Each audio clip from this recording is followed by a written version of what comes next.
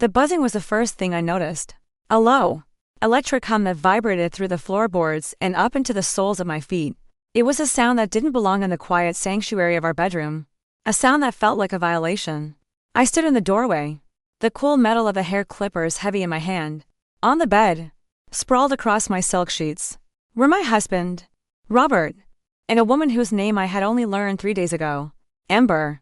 Her long, blonde hair, the color of spun gold, was fanned out across my pillow. His arm was draped possessively around her waist.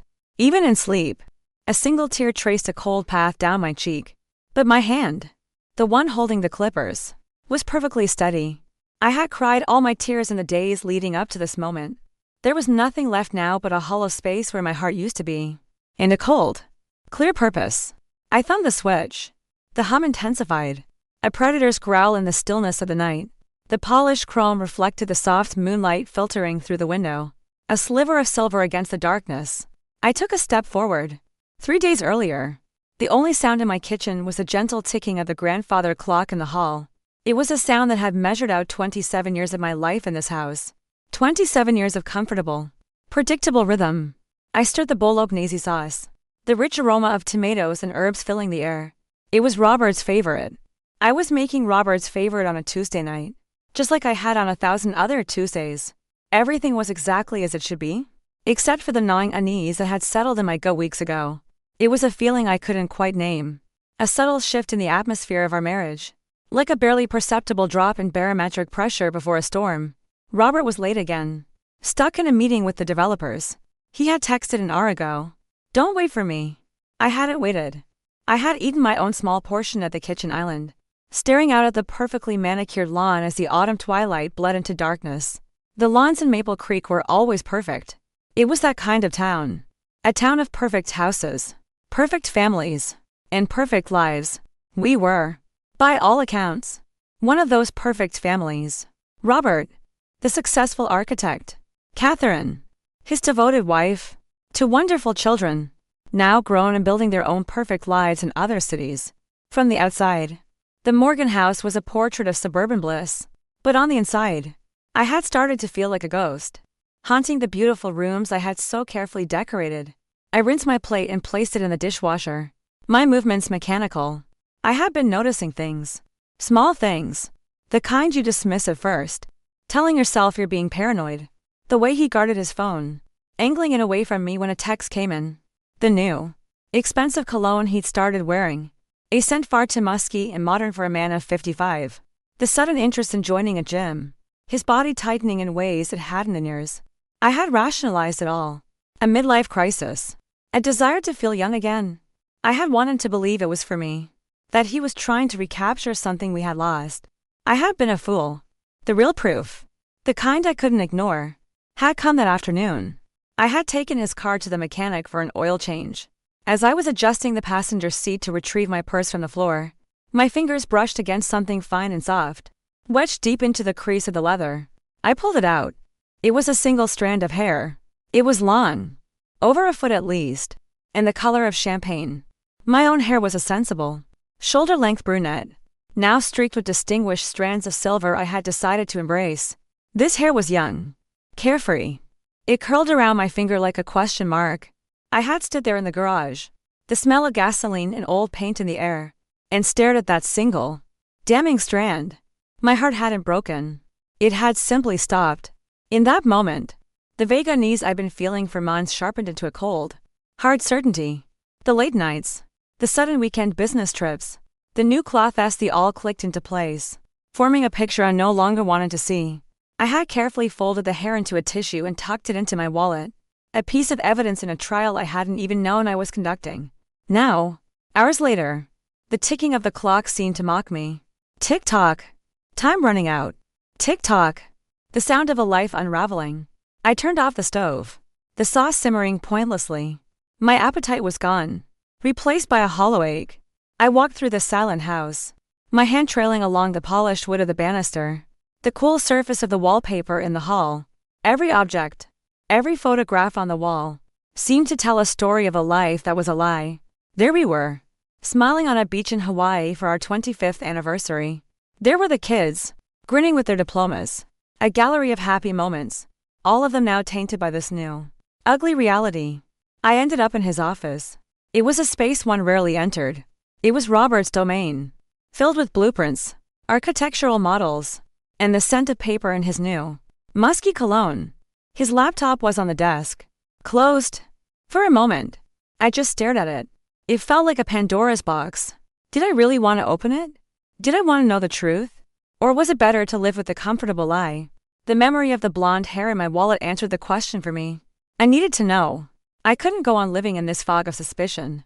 I sat in his expensive leather chair, the one he was so proud of, and opened the laptop. A password screen appeared. I hesitated for only a second. I knew all his passwords. They were always some combination of our anniversary and our children's birthdays. So predictable. So confident in his security. So certain I would never think to look. I typed in 081596 Katie. The day we were married in our daughter's name. The screen unlocked. My breath hitched. His email was already open. My eyes scanned the list of messages. My heart pounding a frantic rhythm against my ribs. There were emails from clients. Newsletters from Architectural Digest. A confirmation for a flight to Chicago next month. Nothing.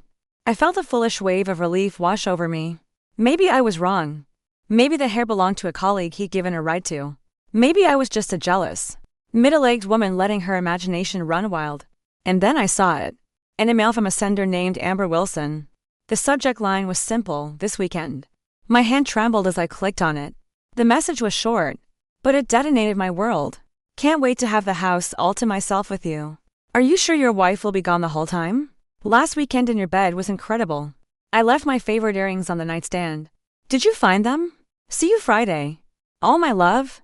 I read it once, then twice, the words blurring through a sudden film of tears. Your bed. Our bed. The bed we had shared for 27 years. The bed where our children had crawled in on stormy nights. The bed where I had nursed him through the flu, and where he had held me after my father's funeral. He was bringing her into our home. Into our bed. The betrayal was so profound, so utterly disrespectful, that it stole the air from my lungs. I leaned back in the chair, a strange calm descending over me. The tears stopped. The shaking stopped. The frantic pounding in my chest slowed to a steady, heavy beat. In the wreckage of my heartbreak, something new was beginning to form. It was hard and cold and sharp. It was rage. A quiet, patient rage that knew it didn't need to scream to be heard. I scrolled through his sent messages and found his reply to her. Sent just that morning while I was making him coffee. She'll be gone until Sunday evening. Don't worry about me. The house will be in good hands. The house will be in good hands. The audacity of it was breathtaking. I closed the laptop.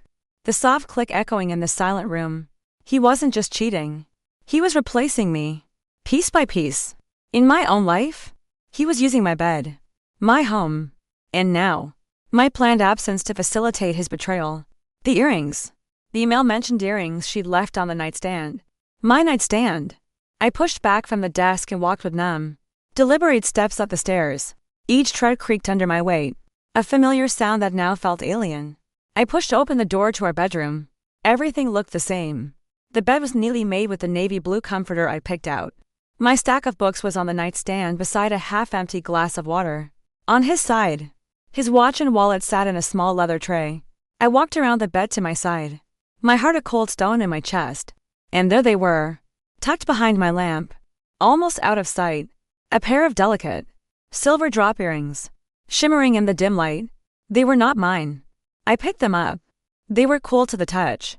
I imagined them dangling from her ears as she laughed at something Robert said. I imagined him taking them off for her before they made love in my bed. I closed my fist around them, the sharp edges digging into my palm. The pain was grounding. It was real. In that moment, something inside me shifted permanently. The part of me that might have cried, that might have screamed, that might have packed a bag and left, simply went silent. It was replaced by a part of me I didn't recognize, a part that was frighteningly calm and lucid. I was a research analyst before I left my career to raise the kids. I was good at it. I could see patterns, connect dots, and follow a thread of information to its logical conclusion. And the logical conclusion here was not a tearful confrontation. It was not a messy divorce played out in lawyers' offices. It was something else entirely. It was a controlled experiment. I went back downstairs, the silver earrings cold in my pocket. I deleted the browser history on his laptop and shut it down, placing it back exactly where I found it. I went into the kitchen and turned off the stove. The bolognese sauce had thickened into a dark, sad paste. I scraped it into the trash. My plan for the evening had changed. My plan for the rest of my life had changed. The next morning, I was the perfect wife. I woke up before him, made coffee, and laid out the newspaper. When he came downstairs, dressed for work, I smiled and kissed his cheek. "Sleep well?" I asked. "Like a log," he said, already engrossed in his phone. He didn't notice the dark circles under my eyes, or the fact that I hadn't slept at all. "Don't forget you're heading to Mom's this weekend," he said, looking up for a moment. "She's really looking forward to it." "I know," I said, my voice sweet as honey. "I've already got a bag packed. I was thinking of making your favorite chocolate cake to leave for you, so you don't starve while I'm gone." For a second, a flicker of something wilt, perhaps crossed his face. "Kath, you don't have to do that." "I want to," I said, squeezing his arm. "I want you to be comfortable." After he left, my real work began. I drove to a pharmacy in the next town over, a place where no one would recognize me. I walked the aisles calmly, picking up a bottle of aspirin, some hand lotion, and then, in the sleep aids section, a box of extra-strength sleeping pills, the kind with a warning label about operating heavy machinery, the kind that promised a deep and profound slumber. At the checkout, the young cashier barely glanced at me. I was just another anonymous, middle-aged woman buying remedies for her invisible ailments. My next stop was an electronics store. I explained to a helpful young salesman that I was worried about my elderly mother living alone, and wanted a small, discreet camera to keep an eye on her. He showed me a model no bigger than a sugar cube, with a motion sensor and a live feed that I could access from my phone. "Perfect," I said, buying two. On Friday morning, just hours before I was scheduled to leave, I baked the cake. I measured the flour and sugar with meticulous care. I melted the dark chocolate, its bittersweet scent filling the kitchen. It had always been a labor of love. This cake, a symbol of my affection for him. Now, it was something else. While it cooled on the rack, I took a small bowl and a spoon. I unwrapped 12 of the sleeping pills. One by one, I crushed them against the side of the bowl until they were a fine white powder, indistinguishable from confectioner's sugar. I folded the powder carefully into the rich, dark chocolate frosting. I tasted a tiny amount from the spoon. It was undetectable, enough to induce a deep, long sleep for two adults, but not enough to cause any permanent harm. I wasn't a monster. I just wanted to make a point. I frosted the cake, spreading the drugged icing in thick, luxurious swirls. I placed the finished confection under a glass dome on the kitchen counter, where he couldn't miss it. Beside it, I left a note on our best stationery. "Thought you might enjoy this while I'm gone. Be good. Love." See, my final purchase had been made online and delivered 2 days prior. A professional-grade hair clipper set, the kind barbers use, with a powerful motor and a full range of guards and attachments. It was now packed in my overnight bag, nestled between my pajamas and a copy of a novel I had no intention of reading. I had everything I needed. I was zipping my bag closed when I heard his key in the lock. I slung the bag over my shoulder and pasted a placid smile on my face as he walked in. "There you are," I said. I was just about to leave. "Perfect timing," he said, kissing my cheek. He smelled of that new cologne. He looked handsome, energized, his eyes bright with anticipation. He was a man on his way to a secret tryst, and his excitement was palpable. How had I been so blind for so long? "Traffic should be light this time of day," I said, studying his face, memorizing this version of him. Liar. The cheat. "You'll have a quiet weekend to yourself. I'll probably just catch up on work." He lied, his gaze shifting to the kitchen. "Oh, wow. You made the cake." "Of course," I said. "My parting gift. Make sure you have a slice. You deserve a treat. You're the best." "Kath," he said, and the casual hypocrisy of it almost made me laugh. For a moment, he looked at me, really looked at me, and I held his gaze, my expression unwavering. I wondered if he could see anything behind my eyes, any hint of the abyss that had opened up inside me. But he saw nothing. He just saw his reliable, predictable wife. "Catherine, drive safe," he said, already pulling out his phone. "Texting her. No doubt. She's gone." Come over. I will. I promised. And Robert, enjoy your weekend. Really. Make the most of it. I walked out of the house without a backward glance. I didn't drive to Martha's. Not yet. Instead, I drove to a 24-hour diner 3 miles away. A place with a large, anonymous parking lot that had a clear view of the main road leading into our neighborhood. I parked in a dark corner, reclined my seat, and opened the camera app on my phone. The kitchen feed was crystal clear. I could see the chocolate cake on the counter. A silent, waiting accomplice. The bedroom camera showed a wide shot of our bed. The navy blue comforter, a calm sea of fabric. Everything was set. Now, all I had to do was wait for the curtain to rise on the final act of my marriage. The sun began to set, painting the sky in brilliant strokes of orange and purple. The kind of beautiful, heartbreaking sunset that signals the end of a perfect day. Or in my case, the end of a perfect lie. Darkness fell quickly, a heavy blanket over the manicured lawns of Maple Creek. I bought a coffee from the diner, the cup warming my cold hands. I didn't drink it. I just sat in the silence of my car, the only light coming from the phone screen clutched in my hand. My own private cinema of betrayal. The red neon sign of the diner cast a pulsing, sickly glow over my dashboard. I had called Martha an hour ago, my voice convincingly weary. I'm so sorry. Martha, I have a terrible migraine. I think I'll just take something and go straight to bed. I'll see you in the morning. Of course, dear, she had said, her voice full of sympathy. You rest. Robert works you too hard. If only she knew. At 8:15 p.m., a pair of headlights sliced through the darkness, turning into my driveway. A sleek, silver sports car. The kind a young, successful woman might drive. The kind of car that screamed ambition and a certain disregard for the rules. I zoomed in on the kitchen camera. Robert practically flew to the door, straightening his shirt, running a hand through his hair like a nervous teenager on a first date. The door swung open and she stepped inside. Amber Wilson. She was even more striking in person. Tall, slender, with that river of blonde hair cascading over the shoulders of a stylish leather jacket. She dropped an expensive-looking overnight bag on my polished hardwood floor. She was home. You're sure she's gone for the whole weekend? Her voice, clear through the tiny microphone, was light and musical. It was also laced with an arrogance that set my teeth on edge. Until Sunday evening, Robert confirmed, pulling her into a deep kiss right there in my foyer, beneath the family portrait we'd had taken last Christmas. My stomach churned, but I didn't look away. I had to see this.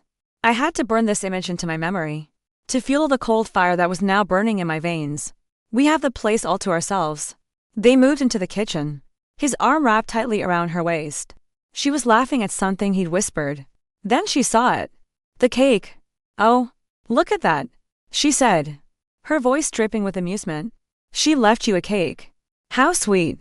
She ran a perfectly manicured finger through the dark frosting and licked it clean. Your wife is an idiot. Robert shifted uncomfortably. Don't call her that, Amber. Why not? She challenged, hopping onto my granite countertop and swinging her long legs. It's true, isn't it? She has no idea. She's probably knitting you a sweater at your mom's house right now. I gripped the steering wheel, my knuckles turning white. An idiot. That's what I was to her. A clueless, domestic cliché. A punchline to her sordid little joke. In that moment, any flicker of pity I might have felt for her, any thought that she might just be another girl deceived by a married man, evaporated. She was a willing participant, a gleeful accomplice. I was thinking we could order from that Italian place you love, Robert suggested, trying to change the subject. Cake first, she insisted, pulling him closer. I'm in the mood for something sweet. A slow, grim smile touched my lips in the darkness of the car. Yes, I thought. Have some cake. I watched as he cut to generous slices. He poured them each a glass of milk, just like I used to do for our children. They ate at the kitchen island, feeding each other bites between kisses, their laughter echoing in the home I had built. It was a grotesque parody of intimacy. After they finished, Robert opened a bottle of expensive red wine, the kind we saved for special occasions. They carried their glasses into the living room, settling onto the sofa, where we watched movies together. Their conversation became a low murmur, their bodies tangled together. I watched them, a detached observer of my own life's demolition. Robert sent me a text. Quiet night here. Just me and a pile of paperwork. Miss you already. The lie was so effortless. I typed back. Miss you too. Don't work too hard. Love you. The words felt like ash in my mouth. By 9:30, I could see the change. Amber yawned.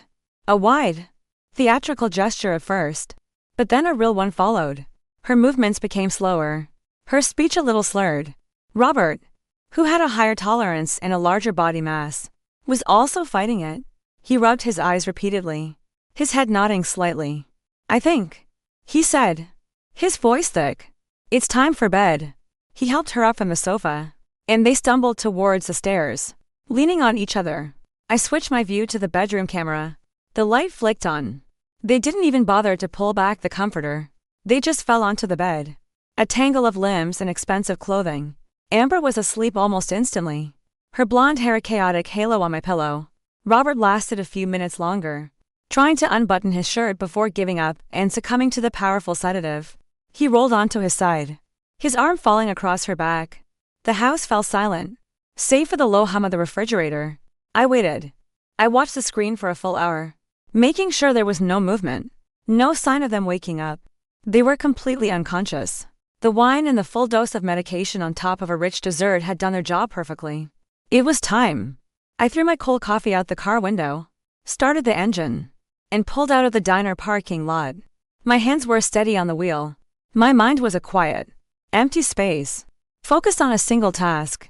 This wasn't an act of passion. Passion was messy and loud and hot. This was an act of justice. It was precise and quiet and cold. The drive home took 10 minutes. The streets of Maple Creek were deserted. The perfect houses dark and sleeping, their occupants dreaming of stock portfolios and school bake sales, completely unaware of the dark drama unfolding in their midst. I parked in the street, a block away from my house, and walked the rest of the way, sticking to the shadows. I let myself in with my key, the lock turning with a soft, familiar click. The house was still and silent. It smelled of them or perfume, his cologne, the lingering scent of wine. In the kitchen, the 2 dirty cake plates sat on the counter, a testament to their casual gluttony. In the living room, their wine glasses stood on the coffee table, one with a lipstick smear on the rim. I ignored it all. My focus directed upstairs. I moved silently, a ghost in my own home. The master bedroom door was ajar, a soft wedge of light spilling into the dark hallway. I pushed it open gently. The scene was exactly as it had been on my phone screen, but now it was real. 3-dimensional, and utterly profane. They were sprawled across my bed. Robert was snoring softly, a low, guttural sound. Her face was turned towards me, her mouth slightly open, her expression peaceful. The sheer, obscene tranquility of it all was a final insult. She had invaded my home, my marriage, my bed, and she was sleeping like a baby. I set my overnight bag on the floor and quietly unzipped it. I removed the hair clippers. I had practice on a doll's head I bought at a craft store, learning the weight of the tool, the sound of the motor, the clean, efficient way the blades worked. I plugged the cord into the outlet by the door and approached the bed. I stood over her for a long moment, the clippers buzzing softly in my hand. For a fleeting second, I saw her not as a homewrecker, but as a young woman, foolish and careless, caught in a web spun by a man who was an expert at deception. He had probably told her all the old, tired lies. My wife doesn't understand me. We're essentially separated. I'm only staying for the children. And she, young and naive, had believed him. The moment of compassion vanished as her words echoed in my mind. Your wife is an idiot.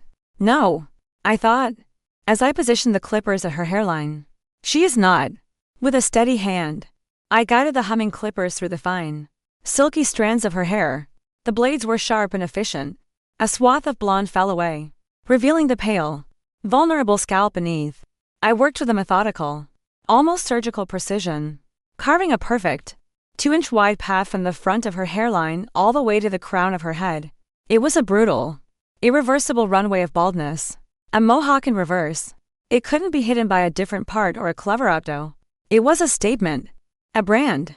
The hair gathered on the pillowcase and sheets, a soft, golden pile of evidence. I continued my work, creating a second path parallel to the first, widening the strip of exposed skin. There was no anger in my movements, no frantic haste, just a cold, detached focus. I was an artist completing my masterpiece, a sculptor revealing the form within the stone. I was reducing her to this single, humiliating act.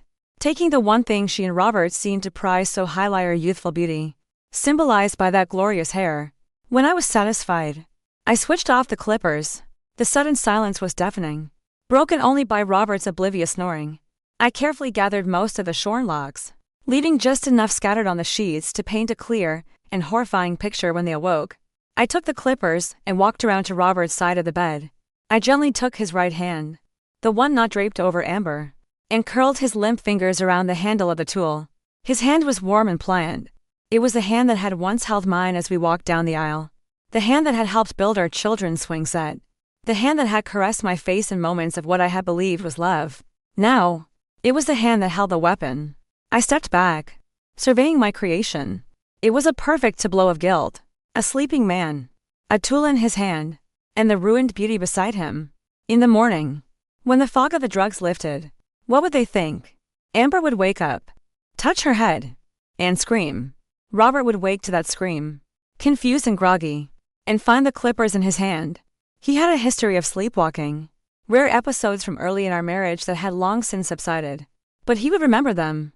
He would search his memory of the night, find nothing but a black void, and be forced to confront the terrifying possibility that he had done this monstrous thing. In his sleep, his guilt over the affair would feed his belief in this new, inexplicable crime. He would be trapped in a prison of his own making, haunted by an act he didn't commit, but for which he was entirely responsible. The camera, still perched on the bookshelf, had recorded everything. My final, irrefutable proof. I felt no triumph, no surge of victorious adrenaline, just a profound and hollow emptiness. This act of vengeance hadn't filled the void inside me. It had just scraped it clean. I unplugged the clippers, wiped them down carefully, and placed them back into Robert's hand. I retrieved the tiny camera from the bookshelf, ensuring no trace of it remained. Then, I turned and left the room, closing the door softly behind me. Downstairs, I collected the kitchen camera from its hiding spot behind the cookie jar. I gathered the shorn blonde hair I had collected and placed it in a Ziploc bag, which I then put in my purse. My presence here had been erased. I was a ghost, leaving nothing behind but chaos and confusion in my wake. I let myself out the front door, locking it carefully behind me. The cool night air felt clean on my face, washing away the stale atmosphere of the house. The neighborhood was still asleep, a silent witness to my crime and my liberation. Sitting in my car a block away, I finally allowed myself to breathe. I had crossed a line. I knew that. There was no going back. Our marriage hadn't just been broken by infidelity. I had now shattered it into a million irreparable pieces. But it was my choice. For the first time in months, I felt like I was in control of my own life, my own story. He had chosen to betray me. I had chosen to respond. It was a terrible, symmetrical kind of justice. The drive to Martha's house was surreal. The familiar roads seemed strange, as if I were seeing them for the first time. Streetlights streaked past in a blur. I was a different person than the one who had driven this way yesterday. That woman had been a victim, hurt and confused. This woman, the one driving now, was something else entirely. I wasn't sure what, but I knew she was stronger. I parked in Martha's driveway, the gravel crunching under my tires. It was just after 2 a.m. I used a spare key she'd given me years ago to let myself in. The house was quiet and smelled faintly of lavender and old books. I crept up the stairs to the guest room, my overnight bag in hand. I slipped into the cool sheets of the bed, my body exhausted but my mind racing. I replayed the night's events over and over, examining them from every angle. Had I gone too far? Or had I simply done what needed to be done? Sleep was a distant country I couldn't seem to reach. As the first pale light of dawn began to touch the window pane, I made another decision. Martha deserved the truth. Not all of it.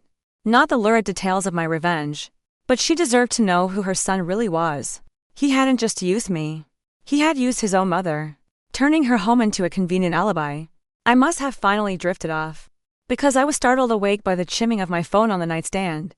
My heart leaped into my throat. It was 9 a.m. Was it Robert? Had the chaos begun? I fumbled for the phone, my hand shaking. But the text wasn't from Robert. It was from Martha. Morning. Dear. Feeling any better? There's coffee and scones in the kitchen whenever you're ready. A wave of relief washed over me. It was a temporary reprieve. I knew the storm would break soon enough. But for now, there was coffee. For now. There was a comforting illusion of normalcy. I got out of bed and dressed, avoiding my own reflection in the mirror. I didn't know who I would see there. As I walked down the stairs, the smell of fresh coffee and baking filled the air. It was the scent of a normal life, a life I wasn't sure I had anymore. I found Martha at the kitchen table, reading the newspaper. She looked up and smiled, her eyes kind and concerned. "How's the head, dear?" she asked. "Much better. Thank you," I lied. The real headache, I knew, was just beginning. I sat across from her, forcing myself to eat a scone I couldn't taste. The knot in my stomach was so tight I could barely swallow. We made small talk about the weather, about her upcoming bridge game. It was all so painfully normal. Then, she mentioned it, so casually that it almost didn't register. "Robert called this morning," she said, folding her newspaper, "just to make sure you'd arrived safely and were feeling better. He's such a thoughtful boy." I nearly choked on my coffee. He had called. Here. This morning. What time? Had he discovered it yet? Was he trying to establish an alibi for me? Or for himself? "What time did he call?" I asked, my voice impressively steady. "Oh, early. Around 7. I think," she said. "I told him you were still sound asleep." He sounded a bit odd, distracted. She peered at me over the rim of her glasses. "Is everything all right between you two, Catherine?" Before I could invent another lie, my phone buzzed on the table. Robert's name flashed on the screen. My heart hammered against my ribs. This was it. I excused myself, my voice a little shaky, and walked onto the back porch, closing the glass door behind me. The autumn air was crisp and cool. I took a deep, steadying breath and answered. "Hello." I made my voice sound sleepy, as if I'd just woken up. "Catherine." His voice was tight, strained. How's Mom?" "She's fine," I said, leaning against the railing. I could see Martha's prize-winning roses, now brown and withered from the first frost. She made scones. I waited. The silence on the other end of the line was heavy. "Is something wrong? Robert, you sound strange." "No," he said, too quickly. "No, everything's fine. Just checking in." Another pause. "When are you coming home tomorrow?" "Around 5. I suppose." "Why?" "No reason. Just wondering." He cleared his throat. "Well, I have to go. Got some work to do." "Okay," I said. Then, I added the familiar, automatic words that now felt like poison on my tongue. "Love you." "You too," he whispered, and hung up. I stood on the porch for a long time, staring at the dead roses. He sounded tense, but not frantic. He didn't sound like a man who had just woken up to a screaming woman with half her hair missing. It didn't make sense. Had Amber not woken up yet? Had he somehow managed to get her out of the house before she realized what had happened? The uncertainty was worse than a direct confrontation. I had orchestrated this chaos, and now I was on the outside, unable to see how it was playing out. I had set the stage, but the actors were improvising, and I had no copy of the script. My quiet, calculated revenge was threatening to spiral into something I couldn't control. The rest of the day was a study in exquisite torture. I helped Martha prune her dead roses, the thorns snagging on my sweater, my mind 1,000 miles away in my silent, empty house. I feigned interest in her stories about the garden club, nodding and smiling while a frantic internal monologue screamed questions. What was happening? Had Amber left? Did she know? Did he? Every time my phone chimed with a junk email or a news alert, my heart seized. But there was nothing from Robert, just a vast, unnerving silence.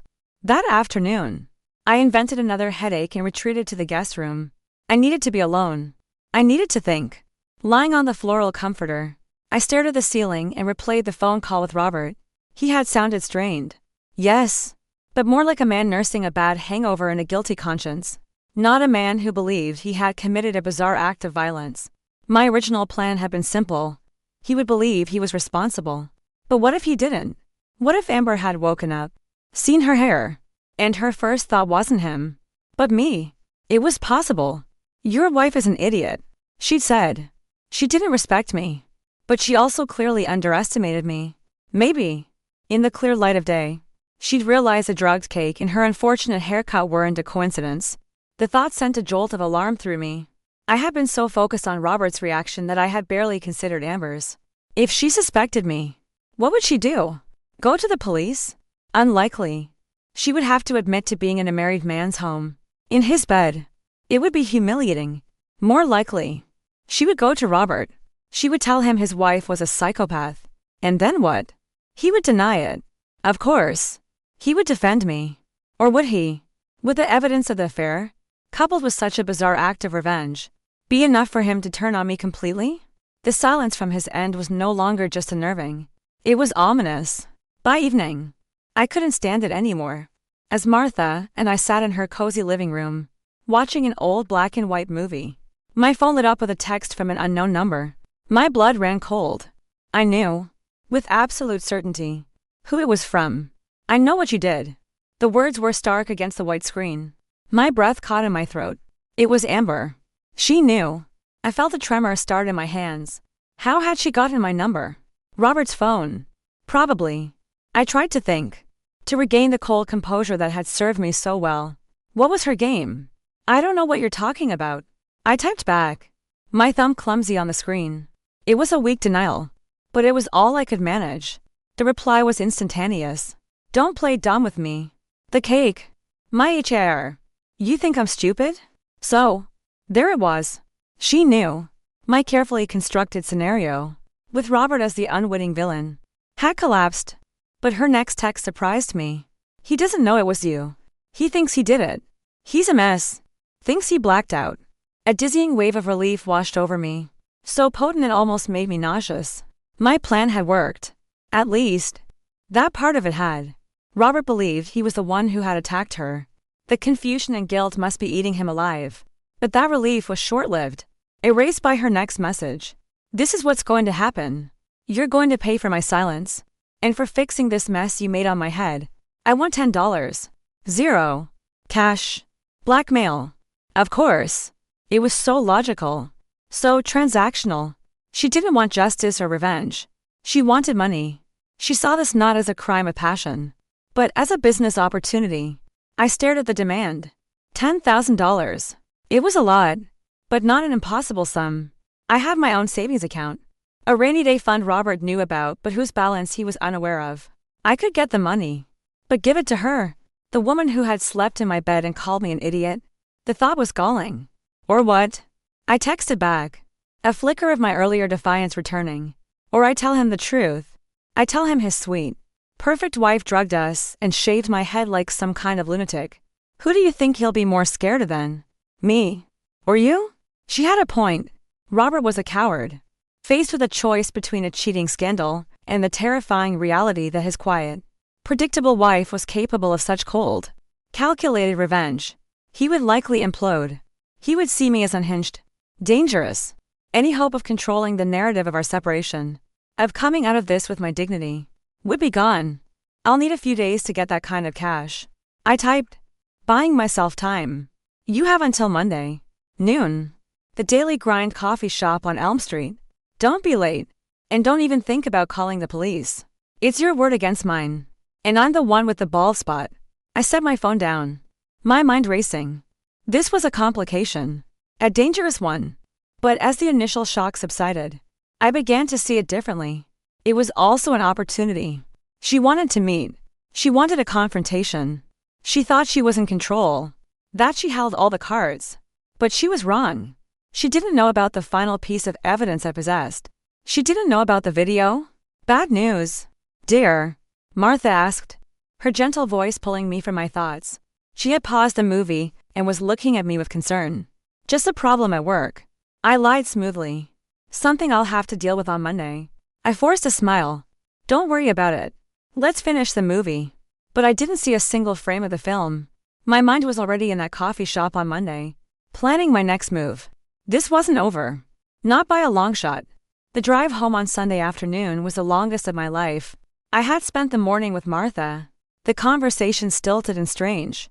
She knew something was wrong. And I think, on some level, she knew it was about Robert.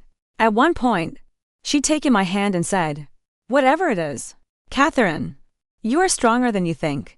Remember that." It was as if she could see the battle I was about to face. When I pulled into my driveway, Robert's car was gone. The house was unlocked. I stepped inside cautiously.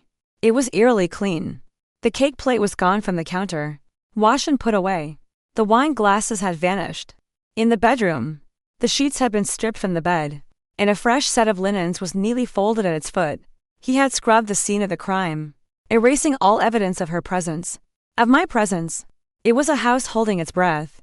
I was in the kitchen, making a cup of tea I didn't want, when I heard his car pull into the garage. A few moments later, he walked in. He looked like he had been through a war. His eyes were red and bloodshot, his face pale and drawn. He was wearing the same clothes he'd had on yesterday. He stopped dead when he saw me. "You're home," he said, his voice a hoarse whisper. "My car is in the driveway," I replied calmly. "Where else would I be?" He ran a hand over his face, a gesture of profound exhaustion. "Kath, we need to talk." "I agree," I said, taking a slow sip of my tea. I gestured to the chair opposite me at the kitchen table. "Sit down, Robert." He sank into the chair like a puppet with its strings cut. He wouldn't meet my eyes. He just stared at the wood grain of the table, his hands clasped so tightly his knuckles were white. "I did something," he began, his voice cracking. "Something terrible.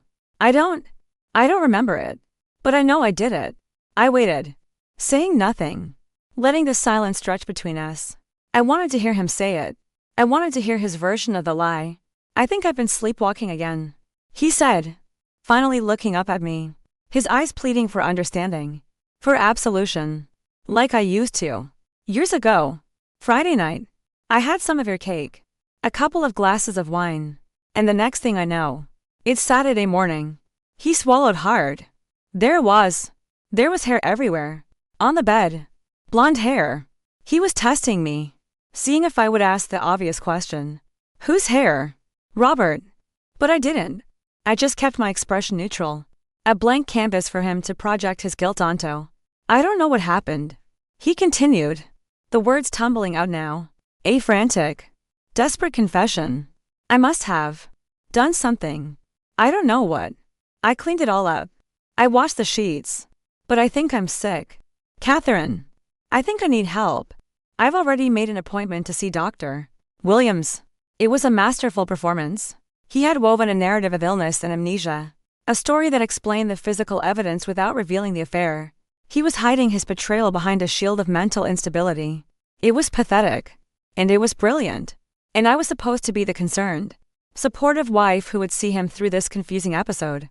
"I see," I said, my voice dangerously soft. "So you woke up on Saturday morning to a bed full of blonde hair, and you have no idea how it got there?" "No," he whispered, shaking his head. "I swear." "And you didn't think to call me? To tell your wife that you were having a serious, potentially violent, psychological episode in our home?" "I didn't want to worry you," he said weakly. "I was ashamed, scared." "I'll bet you were," I said. I stood up and carried my teacup to the sink. My back was to him. "I think seeing a doctor is a very good idea, Robert." I could feel the wave of his relief from across the room. He thought he'd gotten away with it. He thought I'd bought his story. He had no idea that the real performance was yet to come. And it wouldn't be his. It would be mine. Monday at noon. Monday morning was cold and brilliantly clear. The kind of autumn day that feels like a beautiful lie, hiding the coming winter. I dressed for war. A charcoal gray pantsuit, crisp and professional. A silk blouse the color of steel. Low heels up made no sound as I walked across the hardwood floors. My makeup was subtle but precise. My hair pulled back in a severe, elegant chignon. I was constructing a version of myself that was untouchable. A woman who did not cry. Who did not forgive. Who did not negotiate. Robert was a ghost at the breakfast table. He barely slept. And it showed. He just nursed a black coffee, his eyes fixed on some middle distance. He tried to reach for my hand when I sat down. A tentative gesture of reconnecting, of seeking comfort. I had moved my hand to pick up my napkin, leaving his hanging in the empty space between us. The rejection was small, but absolute. "I have a lunch meeting today," I told him, my voice cool and even. "I'll probably be late." "Okay," he said, not asking where or with whom. He was grateful for the distance. It allowed him to retreat further into his own drama, his manufactured illness. He was the victim here, in his own mind. He was the one who needed care and sympathy. The thought was so absurd it was almost funny. I arrived at the daily grind 20 minutes early. I chose a small table in the back corner, a strategic position with a clear view of the entrance, but shielded from the rest of the cafe by a large potted plant.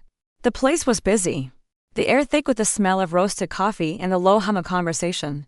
It was the perfect steak, public enough to prevent a scene, private enough for an execution. At noon precisely, the door opened and Amber walked in, even with the dark green beanie pulled low over her forehead, hiding the evidence of my work. She was instantly recognizable. She looked smaller in person, less formidable than she had seemed in my kitchen. The arrogant swagger was gone, replaced by a tense, hunted look. Her eyes scanned the room, and when they met mine, I saw a flash of raw hatred. I gave a small, almost imperceptible nod. She strode to my table and slid into the chair opposite me, her movements jerky and aggressive. She didn't take off her jacket or her hat. "You're here," she said, her voice a low hiss. "Where is it?" "Good morning, Amber," I said, my voice calm, almost pleasant. "Can I get you a coffee?" "Don't play games with me," she snapped, leaning forward. "I'm not here for a tea party. Give me the money." I looked at her, really looked at her, for the first time. The dark circles under her eyes, the slight tremor in her hands. She was running on fear and rage. She thought she was the predator in this scenario. It was time to show her she was the prey. "I'm not going to give you any money, Amber."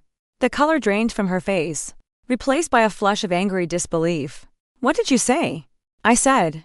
I repeated, enunciating each word with perfect clarity. "I am not giving you one single cent." "You're crazy," she sputtered. "I'll go to Robert. I'll tell him everything. I will ruin you."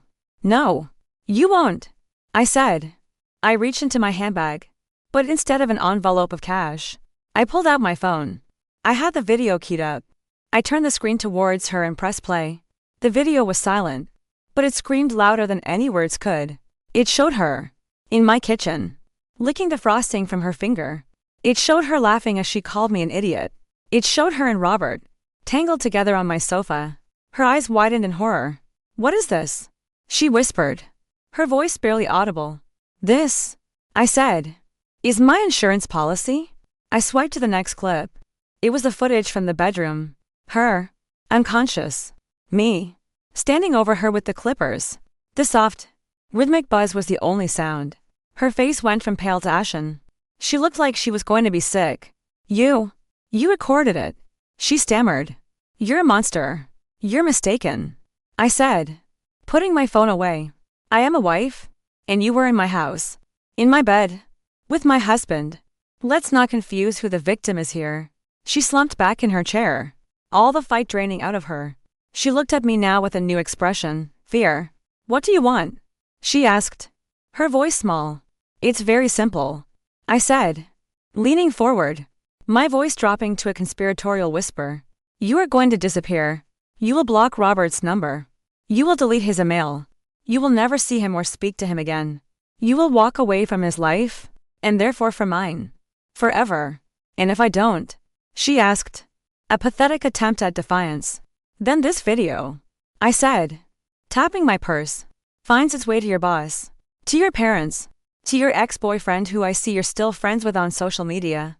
How do you think they'll enjoy the show? The story is so compelling. Ambitious young designer seduces older, married colleague. It has a certain trashy appeal, don't you think?" She stared at me, her mouth opening and closing silently. She had come here for a simple transaction, a straightforward case of blackmail. She had walked into a slaughterhouse.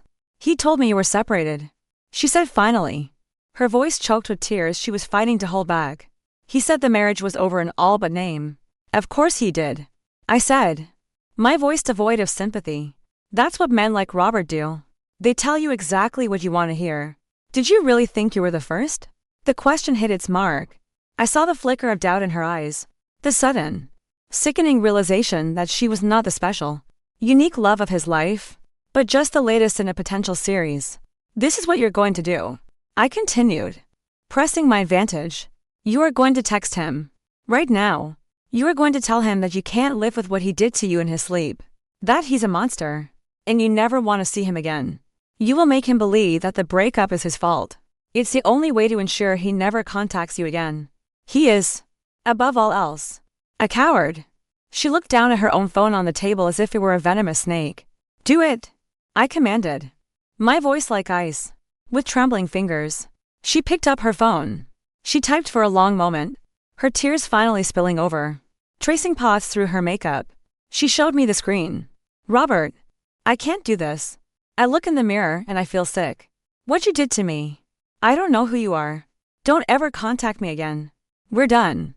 Good, I said, a grim satisfaction settling over me. Send it. She pressed the button. I watched as a little blue message bubble appeared on her screen. The deed was done. Now, you're going to stand up, walk out of this coffee shop, and I'm never going to see you again. I said, and if you ever, for 1 second, think about breaking this agreement, you just remember that I have the recording, and I will not hesitate to burn your entire life to the ground. Are we clear? She could only nod. A single, jerky movement. She stood up, her chair scraping against the floor. She gave me one last look, a mixture of terror and disbelief. For what it's worth, she whispered, I'm sorry. Then she turned and fled, her green beanie a flag of surrender as she disappeared into the lunchtime crowd. I sat there for another 10 minutes, my body thrumming with adrenaline. I ordered a coffee and drank it slowly, allowing my heart rate to return to normal. I had won. I had taken back control. I had excised the cancer of Amber Wilson from my life, but the victory felt hollow. My marriage was still a ruin, and now I had to go home and sift through the wreckage. As I was driving home, my phone buzzed. It was Robert. A text message. She broke up with me. She knows. Catherine. She knows you know everything. We need to talk.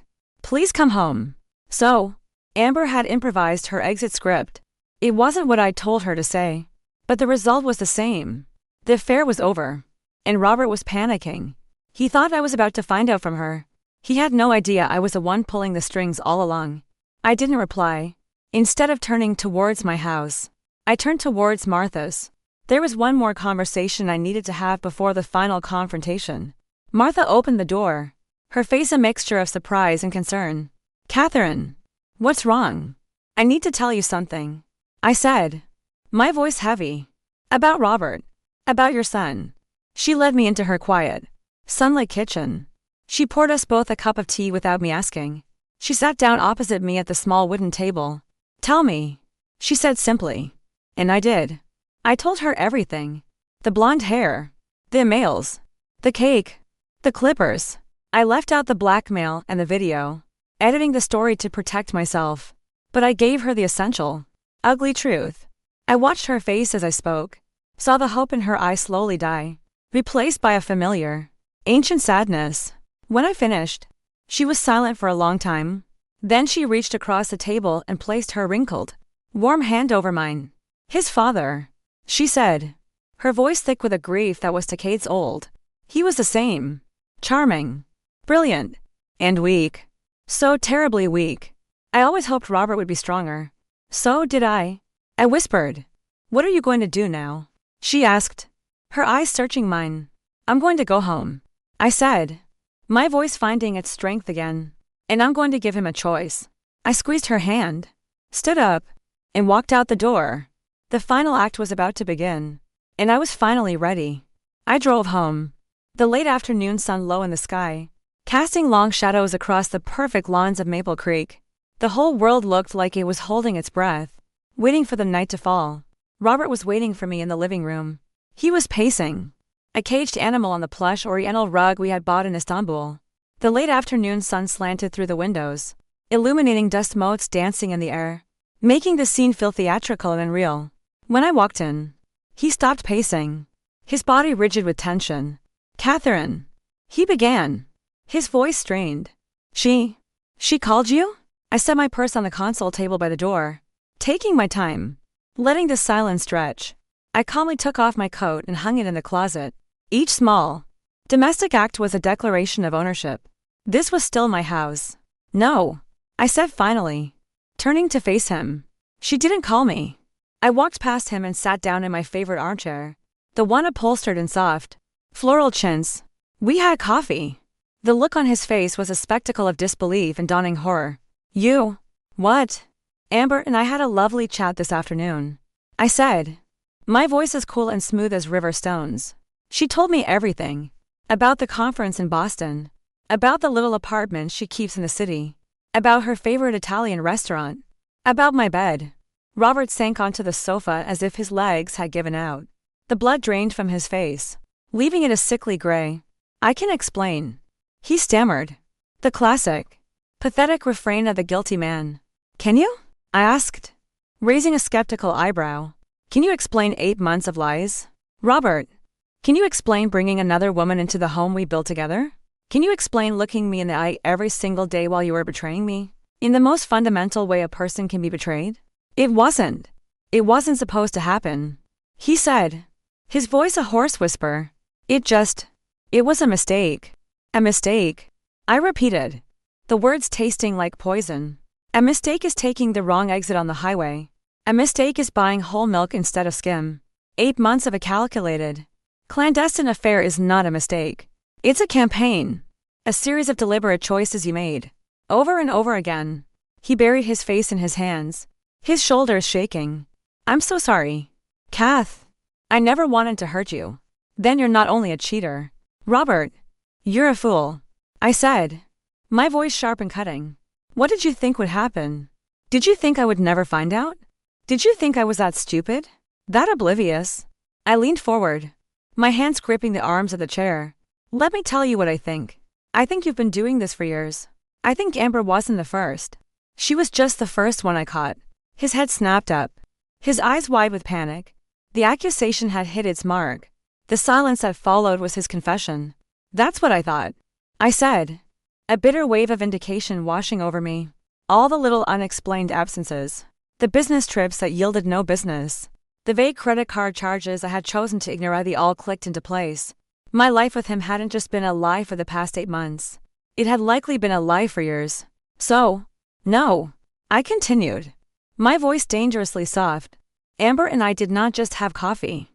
I showed her the videos I took of the two of you this weekend. The ones I recorded with the cameras I planted in the kitchen and the bedroom. He stared at me, his mouth agape. Cameras? And I confessed that it was me who baked that delicious chocolate cake, with 12 extra strength sleeping pills mixed into the frosting. And it was me who came back here while you were both passed out. And it was me. I said, my voice dropping to a near whisper. Who gave your girlfriend her new, very distinctive haircut? Robert looked as if I had physically struck him. He flinched, his whole body recoiling. He was looking at me, but he wasn't seeing his wife of 27 years. He was seeing a stranger, a dangerous, unpredictable stranger who had just revealed a capacity for cold, methodical vengeance he never could have imagined. You, he breathed, unable to form a complete sentence. You did that? Yes, I said. And then I put the clippers in your hand, so that you would wake up and believe you had done it. Because on some level, Robert, you did. Every lie you told, every secret you kept, it all led to that moment in that bedroom. He just stared, his mind clearly struggling to process the enormity of what I was telling him. The affair was one thing. He understood infidelity. But this was something else entirely. This was a psychological maze I had built, and he had been the rat running through it. What happens now? He finally asked, his voice small and broken. Are you going to the police? I almost laughed. The police? No. Robert, this is not a matter for the police. This is a matter for us. For what's left of us. I'll do anything. He said, the words rushing out in a desperate flood. I'll go to therapy. We can go to counseling. I'll quit my job if I have to. I will do whatever it takes to fix this. To earn back your trust. Trust, I said. The word feeling alien in this room full of deceit. The trust is gone. Robert, you burned it to the ground. We are standing in the ashes. I stood up and walked to the window, looking out at the darkening street. The streetlights flickered on, one by one, creating small pools of light in the twilight. I spoke to your mother this afternoon. I said, my back to him. I felt him flinch. You told my mother? He whispered, horrified. She deserved to know why her son was using her as a cover story for his sordid little affair. I said. She wasn't surprised. Disappointed, but not surprised. She told me about your father. What does my father have to do with any of this? He asked, his voice rising in anger. Everything. I spun around to face him. He set the pattern. And you followed it perfectly. The charming, successful man with a secret, rotten core. But here's the difference. Robert, your mother stayed. She swallowed the pain and the humiliation because that's what her generation did. But I'm not my mother-in-law. And this is not 1975. What are you saying? He asked, his eyes wide with fear. I am saying, I said, walking towards the hallway, that I am leaving. Leaving? He scrambled off the sofa. Following me. For where? For how long? I'm going to stay with your mother for a while, I said, opening the hall closet and pulling out the suitcase I had packed earlier while he was at work. She offered. It seems we have a lot to talk about. The idea that his mother had sided with me, had offered me sanctuary, seemed to wound him more than anything else I had said. It was the ultimate betrayal in his mind. Catherine, please, he begged, grabbing my arm. His touch felt foreign, unwelcome. Don't do this. Don't leave. We can fix this. I know we can. I looked at him. At this desperate, broken man who had shattered my world. I felt a flicker of the old love, a ghost of the affection I had held for him for more than half my life. But it was tangled up with so much pain and anger and disgust. I could no longer separate it out. I don't want to fix this. Robert, I said, my voice finally breaking with the weight of my own grief. I want to fix me. I have spent 27 years being your wife. I don't even know who Catherine Morgan is without you. And I need to find out. I cannot do that here. I cannot do that with you. I pulled my arm from his grasp. I've already transferred half of the money from our joint savings account into my personal one, I said, my voice hardening again, becoming businesslike. I'll be in touch through a lawyer about the house and the rest of our assets. I don't care about the money, he said, tears streaming down his face now. I just care about you. You should have thought of that, I said, before you invited Amber Wilson into our bed. I wheeled the suitcase to the front door and opened it. The cool night air rushed in, smelling of damp leaves and new beginnings. I didn't look back at him. I couldn't. If I saw his face one more time, I might falter. I might remember the good years, and the memory might be enough to make me stay. And staying was no longer an option. Goodbye, Robert, I said to the empty hallway. I stepped out onto the porch and closed the door behind me. The click of the latch sounding like a final, irrevocable gunshot. The sound of my marriage ending.